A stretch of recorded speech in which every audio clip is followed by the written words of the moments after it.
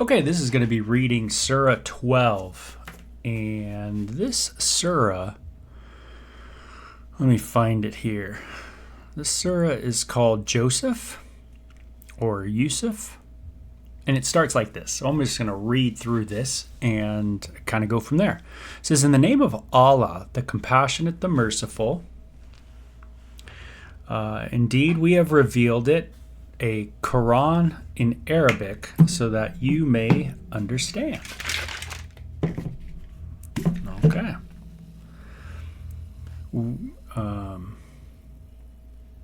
We narrate to you the best of narratives in that we have inspired this Quran in you, although previously you were among the heedless. When Joseph said to his father, "O my father, indeed, I saw in a dream 11 planets and the sun and the moon, and I saw them prostrating themselves to me," he said, "O my dear son, do not tell your brothers about your visions, so that they do not plot against you. Indeed, Satan is for man an open enemy." Okay, so this looks like it's going to be a reiteration of the Torah, or the book of Genesis, is account of Joseph and his brothers, with obviously some extra words in there, some commentary, like Satan is for man an open enemy. That's not in the actual passage, but it's I guess commentary on it. Okay, it says, "In this way your Lord will prefer you and teach you the interpretation of events, and will perfect his grace upon you and upon the family of Jacob, as he perfected it upon your forefathers, Abraham and Isaac. Indeed, your Lord is the knower, the wise one." So the Quran does, I guess, concede to the idea that the promised Messiah or child that will defeat Satan, that's page 3 of the Bible, if you're wondering, is coming through Abraham and Isaac's seed and Jacob's seed, not Ishmael's seed. "Indeed, your Lord is the knower, the wise one." Indeed, in Joseph and his brothers are signs for the inquiring. When they said, "Indeed, Joseph and his brothers are dearer to our father than we are, although we are many, indeed our father is clearly mistaken. Kill Joseph or cast him into some land, so that your father's favor may be all for you, and you may afterward be righteous people." One among them said, "Do not kill Joseph, but if you must do so, throw him into the depth of the pit. Some caravan will find him." They said, "Oh, our father, why won't you trust us with Joseph, when indeed we are good friends to him? Send him with us tomorrow, so that we may enjoy himself and play, and indeed we will take good care of him." He said, "Indeed, in truth it saddens me that you should take him with you, and I fear that the wolf might devour him while you are not paying attention to him." They said, "If the wolves devour him when we are a group, then surely we should have already perished." Then when they led him off and were in agreement that they should place him near the depth of the pit, we inspired in him, "You will tell them of this deed of theirs when they do not know." And they came weeping to their father in the evening, saying, "O our father, we went racing one with another and left Joseph by our things, and the wolf devoured him. And you do not believe what we are saying, even when we speak the truth." And they came with false blood on his shirt. He said, "No, but your minds have seduced you into something. Patience is appropriate, and Allah is whose help is to be sought in what you describe."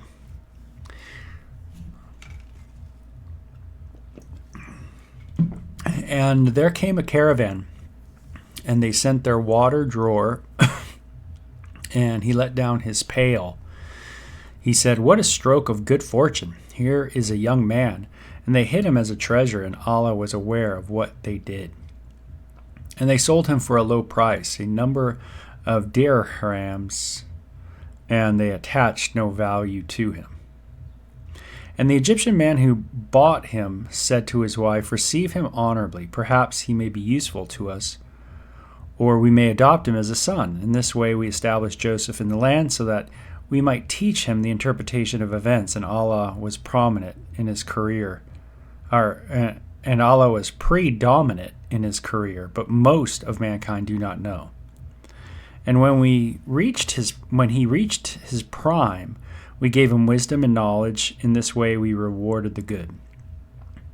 And she in whose house he was asked him to do an evil act. She bolted the doors and said, "Come," he said.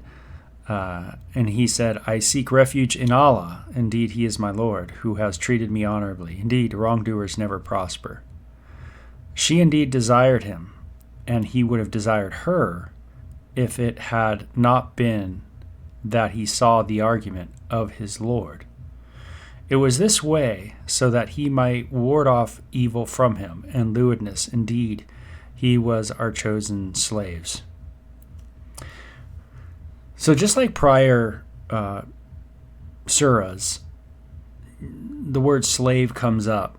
Slave and God is kind of the relationship in the Quran that people have with the God called Allah.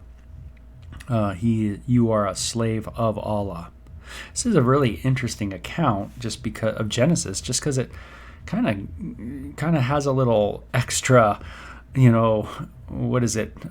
dressing on it, from the original account. It doesn't read very smooth as the book of Genesis does. It's kind of choppy. It says, "And they raced with one another to the door, and she tore his shirt from behind, and they met her lord and master at the door. She said, 'What will be his reward who wishes evil upon your people, except prison or a painful doom?' He said, 'It was she who asked me to do an evil act,' and a witness of her own people testified. 'If his shirt is torn from the front, then she speaks truth, and he is among the liars. And if his shirt is torn from behind, then she has lied, and he is among the truthful.' So when they saw his shirt torn from the back, he said, 'Indeed, this is from the guile of you women. Indeed, you guile is very great.' And it says, 'O Joseph, turn away from this, and you ask forgiveness for your sin. Indeed, you are among the sinful.'" Kind of, again, very interesting take on the book of Genesis.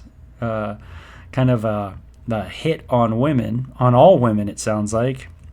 And this idea of Joseph ask forgiveness for your sin is another interesting addition. "And women in the city said, 'The ruler's wife is asking an evil deed of her slave boy.'" So this is all just interesting additions. "Indeed, he has smitten her to the heart with love. We see she is clearly mistaken. And when she heard about their sly talk, she sent to them and prepared a cushioned couch for them and gave every one of them a knife and said, 'Come out to them.'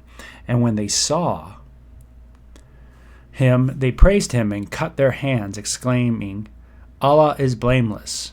This is not a human being. This is nothing other than some gracious angel.'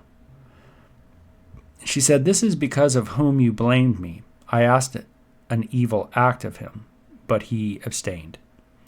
But if he does not do my bidding, he indeed will be imprisoned, and indeed will be among those who are brought low.'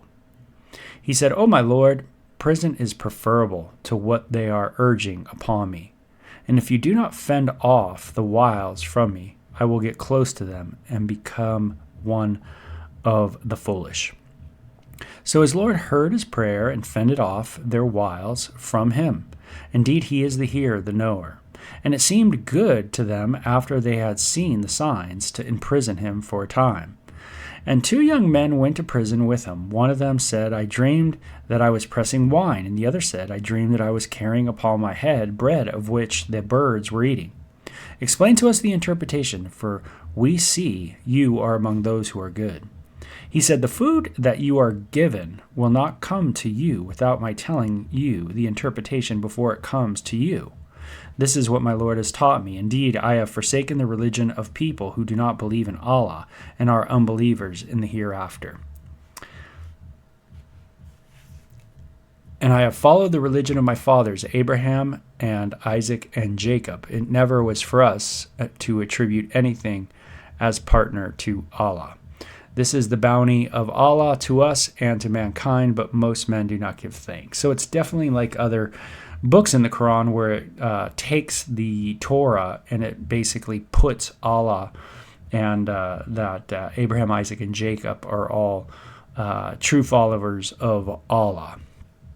And it says, "O my fellow prisoners, are various lords better, or Allah, the One Almighty?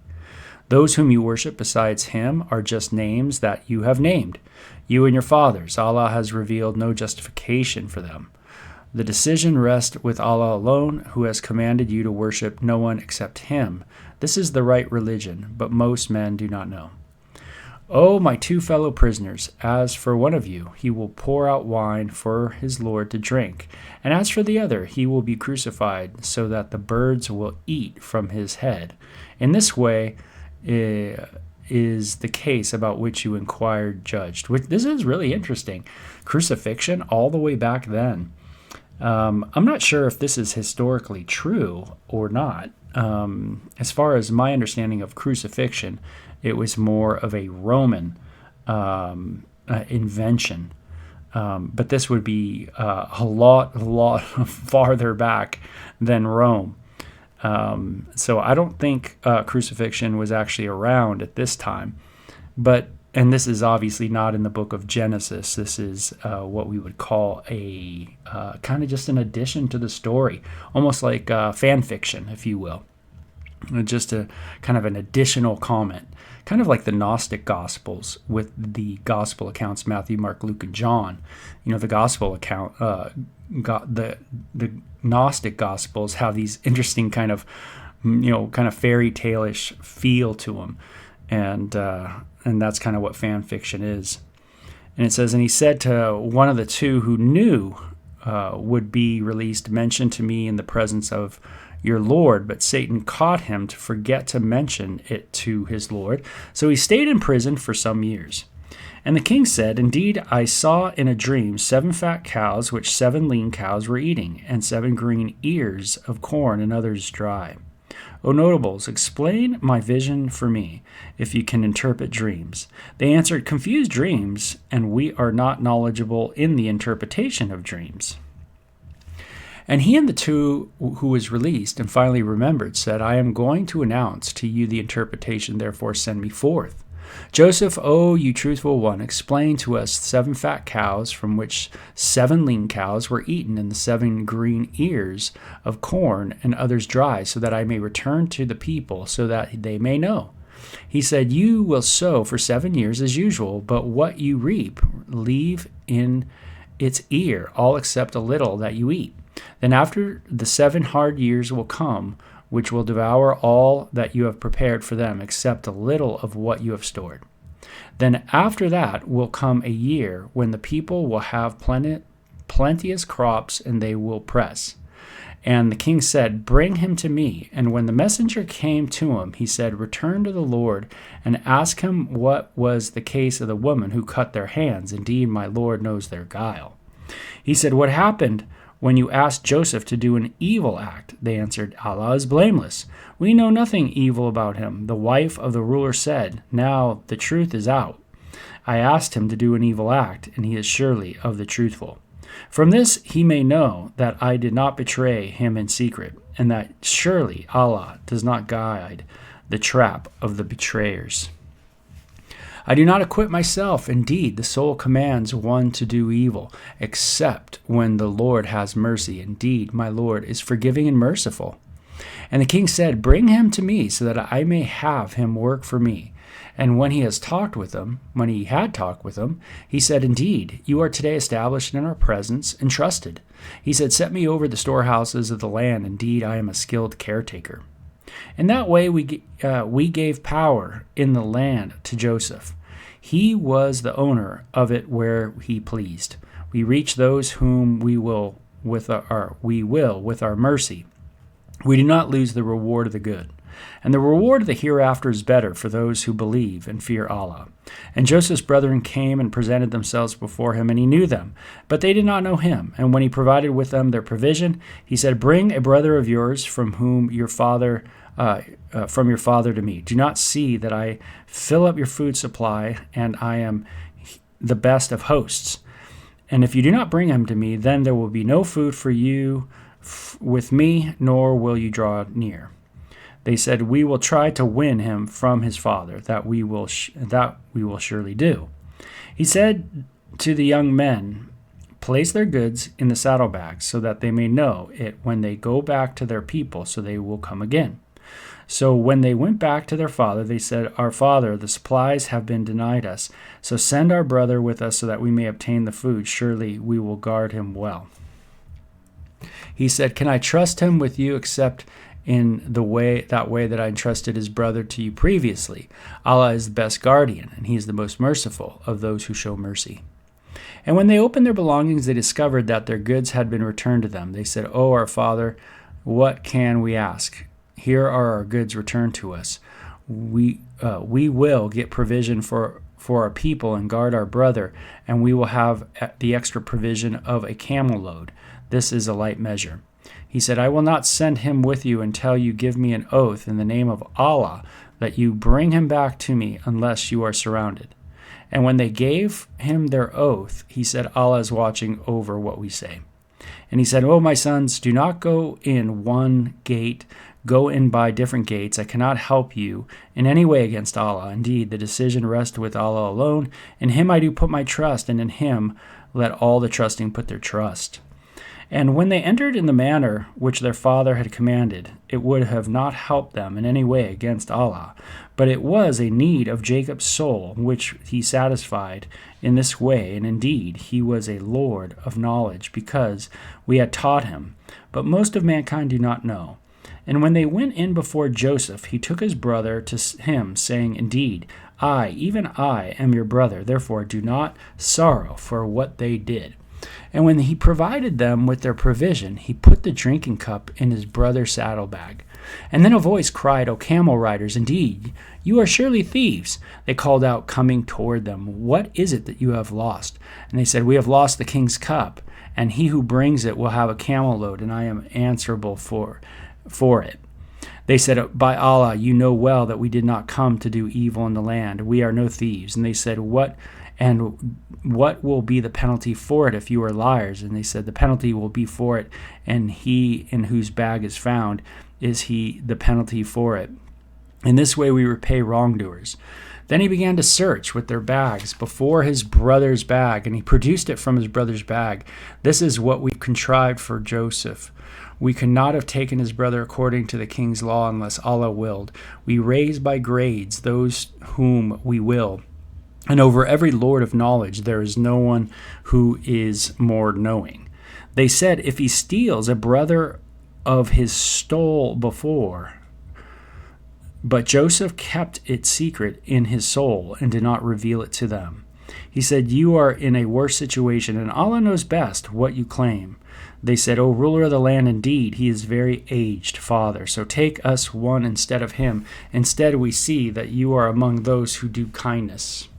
He said, "Allah forbid that I should seize anyone except him with whom we found our property. Then indeed we would be wrongdoers." So when they despaired of him, they conferred together apart, the eldest of them.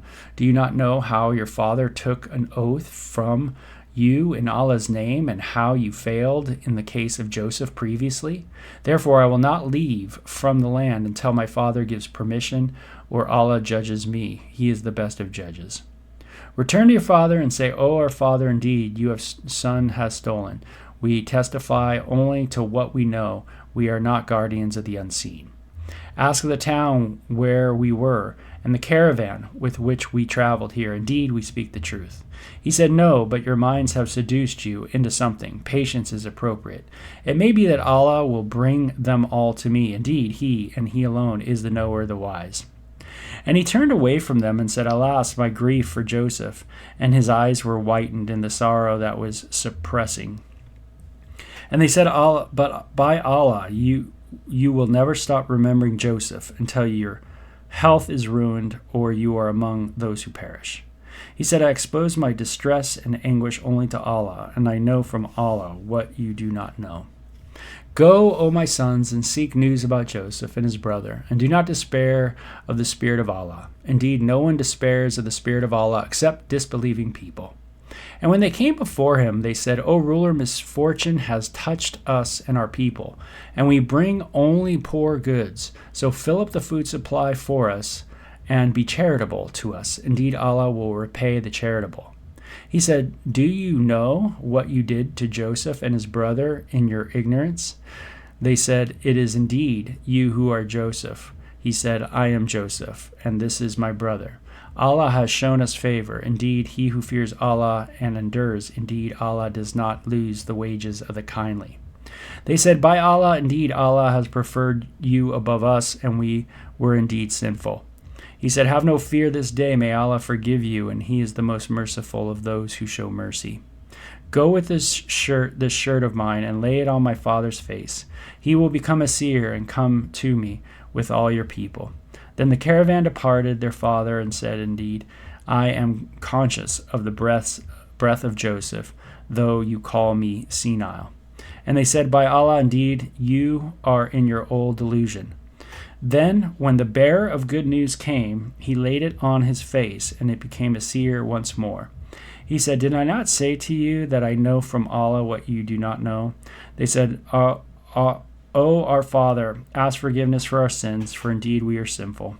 He said, I will ask forgiveness from you from my Lord. Indeed, he is the forgiving, the merciful. And when they came in before Joseph, he took his parents to him and said, come to Egypt safe, it's Allah's will. And he placed his parents on the throne, and they fell down before him prostrate. And he said, O my father, this is the interpretation of my dream of old. My Lord has made it true, and he has shown me kindness since it took me out of prison and brought you from the desert after Satan has made strife between me and my brothers. Indeed, the Lord is so kind to those whom he wills. He is the knower, the wise. O my Lord, you have given me of the dominion and have taught me the interpretation of events. Creator of the heaven and the earth, you are my protecting guardian in this world and the hereafter. Make me die a Muslim and join me to the righteous. So again, it takes this story and then it projects after the death of Christ, of course 600 plus after the death of Christ, it extracts that what Muslims believe onto the story of Genesis. So this is among the news of the unseen which we inspire within you. You were not present with them when they fixed their plan and they were scheming. And though you try a great deal, most men will not believe. You ask them no fee for it. It is nothing other than a reminder to the peoples. How many a sign is there in the heavens and the earth which they pass by and their faces averted? And most of them do not believe in Allah except that they attribute partners. Do they consider themselves secure from the overwhelming punishment of Allah coming upon them, or the sudden coming of the hour while they are unaware? Say, this is my way. I call on Allah with certain knowledge. I and whoever follows me, glory be to Allah. I am not wrong among the idolaters. We did not send any before you except men who we revealed from among the people of the towns. Haven't they traveled in the land and had seen the nature of the consequences of those who were before them? And indeed, the dwelling place of the hereafter for those who fear Allah is best. Do you have no sense?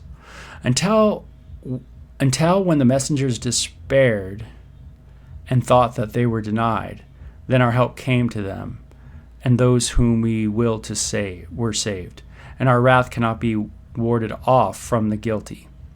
In their history, indeed, there is a lesson for men of understanding. It is no invented story, but a confirmation of the existing and detailed explanation of everything, and a guidance and a mercy for the people who believe. Okay. So the Quran repeats that this isn't an invented tale, but a confirmation of existing scripture.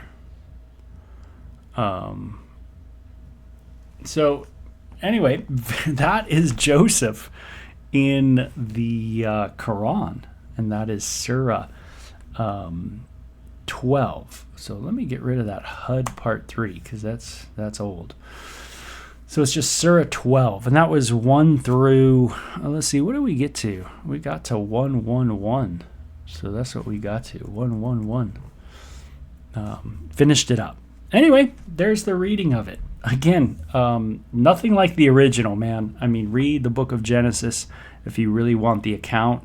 There's a lot of extra stuff in Surah 12 that is not in the original. And definitely it has that feel when you read it that it's trying to put something into the text that's just not there. But it's trying to convince people that probably Allah is the God and his messenger at the time in 700 AD is the messenger, and so it's trying to convince them by kind of saying Abraham, Isaac, and Jacob all were, and Joseph obviously were all following God's messenger as well. I think that's what it's getting at. So very, very interesting. Okay, that's it. Bye.